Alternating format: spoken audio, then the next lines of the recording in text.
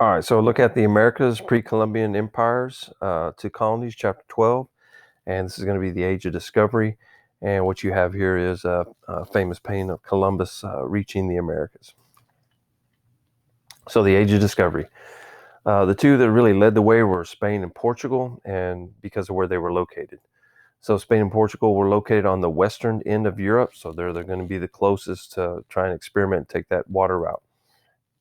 So Spain has coast on the Mediterranean Sea and on the Atlantic Ocean, and both countries were determined to gain a share of the trade with Asia and had the resources needed to finance the costly overseas exploration. So this is during and after the Renaissance. They have this money to spend, so they're going to go out and explore the seas.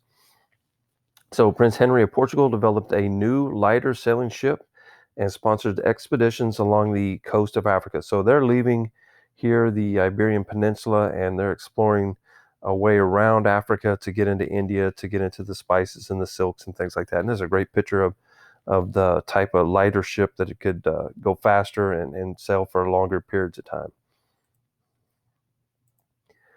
So Spain's rulers, Ferdinand and Isabel, had just completed the reconquest of really what had happened was again, we had talked about the Muslims had come up through the south and had taken over pretty much all of Spain, which you see here in the green. Well, Ferdinand and Isabella had taken all that land back. So they reunited the country and it became a Christian country in 1492. And really, this is kind of the same year that Columbus comes in and asks for money. So it's just kind of a perfect timing. So in that same year, they expelled the Jewish community. So while Columbus is getting ready to sail to the Americas, in this new exploration, the Jews are being kicked out of Spain, which they had been there for a long period of time. So Spain's rulers hoped to further the spread of Christian faith and to glorify their country through overseas exploration. And this is a picture of the Jewish leaders actually asking, begging to stay in Spain and before they were kicked out. So the voyages of Christopher Columbus. So he's a sea captain from Italy, actually. He's from Genoa, Italy, and he was convinced that he could reach Asia by sailing westward. So after years of seeking support, he asked pretty much everybody. He finally persuaded the rulers of Spain to provide him with 3 ships. So Columbus actually thought the world was a lot smaller than what it was. So the circumference of the world would have been a lot smaller, and he's going to sail out for a short period of time and find this new water route to Asia. After 2 months at sea, his men almost mutinied, which means to take over the ship and sail back to Spain. Then they accidentally landed in the Americas instead of reaching the East Indies. So the East Indies, they thought they were going to end up in India. So his discovery of the Americas provided new sources of wealth and raw materials that would forever alter the economy of Europe. So here's where they take off. They really take off kind of from the Canary Islands and then end up in the Caribbean, and then eventually do get into Central America. So they do actually get onto the continent at one time. So they have the Nina, the Pinta, and the Santa Maria. And here's, of course, a picture of Columbus. So the Columbian Exchange, which we talked about earlier, Columbus' encounter with the peoples of Americas quickly led to important changes of products and ideas known as the Columbian Exchange. The European diet was greatly improved by the introduction of new American foods such as tomatoes, corn, potatoes, peppers, squash, pineapples, and chocolate. So these are the foods coming from the Americas to Europe. Also, animals like the turkey provided a new food surplus for the Europeans, and then tobacco was brought into Europe for the first time. At the same time, there's foods that are taken from Europe into the Americas. So wheat, sugar, cattle, horses, pigs, sheep, goats, chickens, and grains such as wheats were introduced from Europe into the Americas. So this is some of the things that were brought from Europe, Africa, and Asia. They knew all these already. And then these are some of the things that are actually taken from the Americas into Europe for the first time. But of course, the problem with this is that in 1518, that thing will get out of the way. So in 1518, when Cortez lands, there's over 25 million Native Americans just in Mexico. And in just less than 80 years later, okay, there's only 2 million. So they get completely wiped out by the Europeans coming in. So other explorers after Columbus' great success, Europeans competed with each other to send as many ships out and explorers to find these new routes and to find new lands. So a Portuguese explorer, Vasco da Gama, discovered an all-water route from Europe to India by sailing around the southern tip of Africa. So he, kind of with that map we did earlier, so he went all the way around Africa, got into India. And his discovery made it possible for Europeans to obtain Asian goods without having to go across that land route, which had been cut off for a while. And then you had Magellan.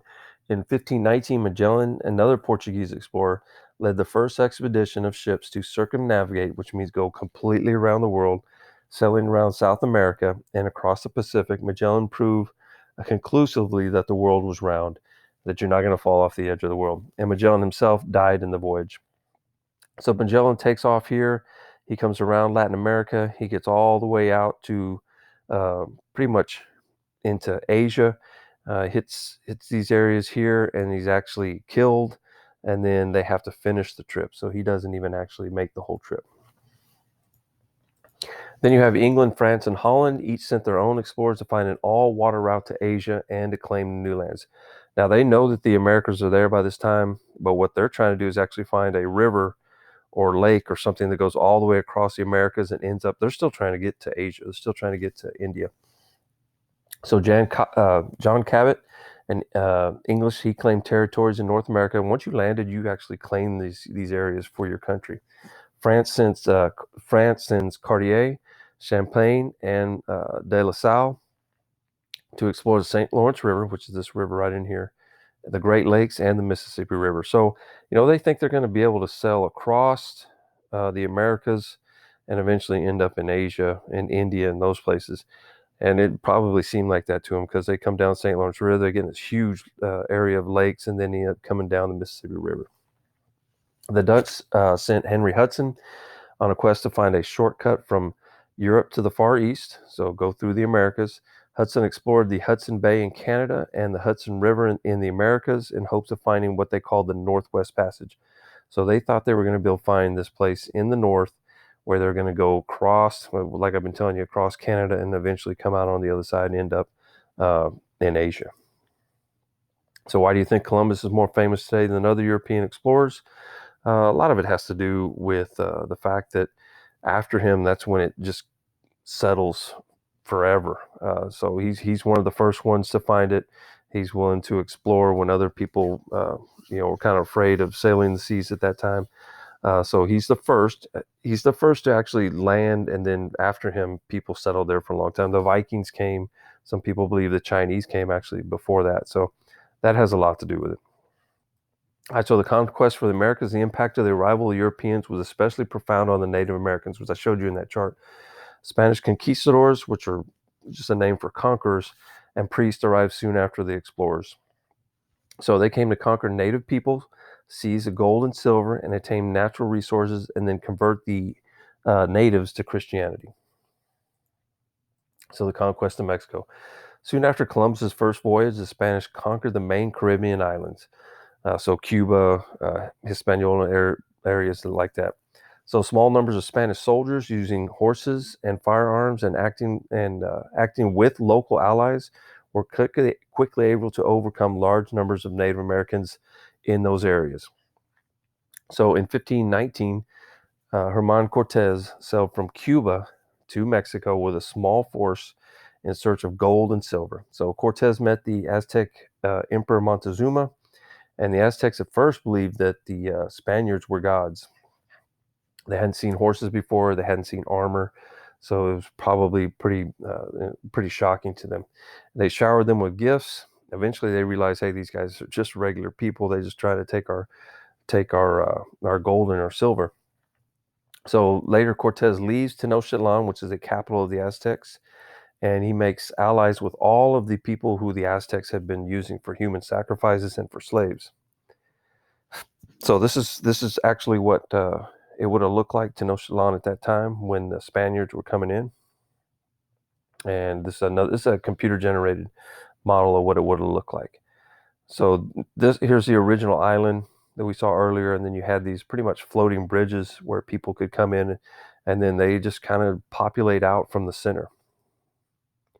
And then this is what it looks like today. So it looks a lot drier than it did. So all these areas have pretty much been filled in. Here's the plumed serpent. This is where they would put the beating heart. And then this is the Temple of the Sun. So with a few hundred Spaniards and several thousand Native American warriors with Cortez, Cortez attacked Tenochtitlan in 1521. And then there's several factors that explain how Cortez, with just a few hundred men, could defeat this huge empire. So at first, the Aztecs were fighting with clubs, spears, and bows, while the Spanish had guns, steel, swords, shields, dogs, which were attack dogs, horses, and then, of course, cannons. The Spaniards also gathered a large force of native warriors from the neighboring peoples who opposed the Aztecs. Finally, the Aztecs were worn down by the outbreak of smallpox. So they had met them, they gave them the smallpox, accidentally left, and then by the time they come back, most of the Aztecs are already sick. The Aztecs had no immunity to this disease. As a result, Cortez was quickly able to conquer the Aztec Empire. And this is a great picture of showing this painting, showing how the Aztecs had gotten smallpox by the time the Europeans had shown up. So here's the trip that Cortez makes. So he comes in on the coast of Mexico and then comes all the way into Tenochtitlan. And along the way, he's picking up these other groups that just don't like the Aztecs. And then the conquest of Peru. So Peru's here on the coast of South America, and this is where the Inca Empire is going to be. In 1530, Francisco Pizarro set sail from Panama to conquer the Inca in Peru. And Pizarro arrived just when the Inca were recovering from this brutal civil war. So they're just getting done with the civil war, so that's really when you're at your weakest. So high in the Andes Mountains, Pizarro and a handful of soldiers faced a much larger force, just like the Aztecs, force of Inca warriors. Again, the Native Americans could not resist the more technologically advanced Europeans. Pretending friendship, what Pizarro did is he invited the Inca emperor in to visit him. And then once he came in, they actually ambushed the Inca and they murdered the emperor. So Pizarro was then able to conquer the Inca capital by 1533, so only 3 years later. So the Spanish treated the conquered Indians harshly. The defeated Indians were forced to accept Christianity as their main religion, and then they ended up being slave labor for the Spanish. And this is a painting of the Spanish Pizarro fooling the leader, and then they eventually capture him and they burn him at the stake. So colonial Latin America. So the Spanish conquest of the Caribbean, Mexico, and Peru brought a lot of changes to those areas. Although their explorations did not find what they thought they were actually going to find is these cities that were complete gold, solid gold. So they were looking for Sobolos, what it was. The Spanish asserted their dominance. Okay, they asserted their religion and they asserted their culture on the native tribes. So language, religion, and then they controlled them. So the region was transformed into what's called Latin America, a fusion of European and Native American culture. So Latin America, because that was the languages, but since you had Portuguese and Spanish, it's Latin America instead of just Spanish America. So as a result of these conquests, Spain now ruled an American empire many times larger than Spain itself. So special royal governors, known as viceroys, were sent to rule the colonies, and these colonies were a lot bigger than Spain itself. So officials born in Spain filled most of the important positions in the colonial government and the military, and that's going to be a problem later on. Only the people who were born in Spain got to be in charge. So gold and silver from the Americas were shipped to Spain, making Spain the strongest power in Europe until the 16th century. So here's some of your Spanish churches, missions, all the different flags of Latin America. So we're talking about Mexico, Central America, the Caribbean, and South America. So colonial society, the conquered lands were often divided among the soldiers, and they used the Native Americans to till the land and work the mines, so pretty much slaves. So this system of forced labor was called the encomienda system, and church leaders also formed an elite class that shared in political power. So you had soldiers who were using the Native American Indians for work, and also the church did also. Priests sought to convert the Native Americans to Catholicism while preventing their actual enslavement. So they figured that if they could convert the Indians to become Christians, then they couldn't be turned into slaves. So the Jesuits, the religious orders founded in the Counter-Reformation, built schools, founded hospitals, and taught agricultural skills. However, in 1767, the Jesuits were expelled from Latin America. They didn't want them there to try and convert the Indians and keep them from being enslaved. So gradually a new colonial order emerged. So at the top of the society is your noble officials and landowners who were born in Spain, so born on the peninsula. They are the peninsulares. They form the head and the heart of the colonial society in Latin America. Just below them, with Spanish background, but born in the New World, were the Creoles. So if your parents came across and they were full-blooded Spanish, but and they lived and they came from and they were born in the peninsula of Spain, but you were born in New Spain, okay, in the Americas, you were a Creole. So you lost, you were a little bit lower than the Peninsulares. Then below that, you had the mix of the Native American and Spanish. So those were the mestizos. And then at the bottom of the social scale were the Native Americans, pure-blood Native Americans, who performed most of the hard tasks. And again, here's that chart that shows when Cortez shows up, there's 25 million Aztecs, and less than 80 years later, there's only maybe 2 million Aztecs left. So meanwhile, Native American population declined because they had no immunity to the diseases from the Eastern Hemisphere like measles and smallpox. Until the coming of the Europeans, the New World had been free from smallpox. They didn't even know what it was, typhus and diseases like measles. So because of the sharp decline in Native American population from these new diseases and overwork, Spanish landowners in the Caribbean and Brazil needed a source of labor inevitable to survive the harsh working conditions. They didn't want to work the field themselves. The Indians are dying off, so they have to come up with a new plan. So as a result, they turned to importing African slaves. So would you describe the encounter between the Europeans and Americans as favorable or unfavorable? And then consider the perspectives of the different groups. So would have been favorable for the Europeans and extremely unfavorable for the Americans.